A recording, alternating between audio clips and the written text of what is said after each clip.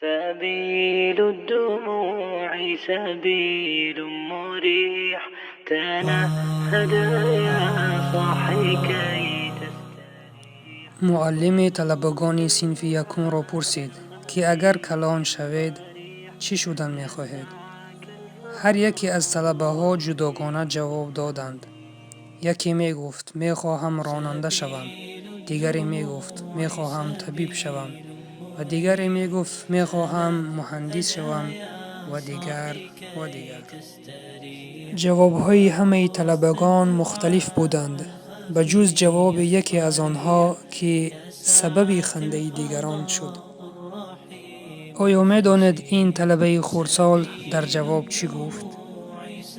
گفت می خواهم صحابه شوم، یعنی مانند اصحاب و دوستان رسول خدا صلی الله علیه و سلم باشم. معلم از این جواب طلبه تعجب کرده گفت چرا می خواهی اگر بزرگ شوی صحابه بشوی؟ طلبه گفت هر روز قبل از خوابم مادرم به من قصه صحابه را نقل می کند. صحابه الله را دوست می دارد و خیرخواهی مردم هست، بنابراین می خواهم صحابه شوم. معلم از شنیدن چنین جواب سکوت کرد و کوشش کرد که اشک چشمش را باز دارد و دانست که در پشت تربیه این کودک نازنین پدر و مادری بزرگوار استاده اند.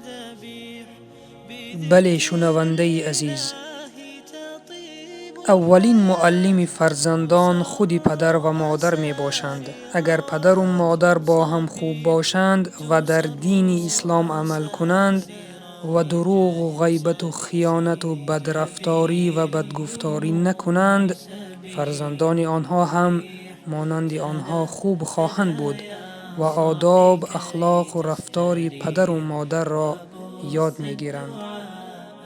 برادر و خواهر عزیزم، امروز هر یک ما باید از خود سوال کنیم آیا خود ما خوب هستیم؟ آیا رفتار و کردار و عملهای ما به دین مبین اسلام موافقت می کنند یا نه؟ باید اصلاح شویم تا فرزندانمان در آینده خوب باشند.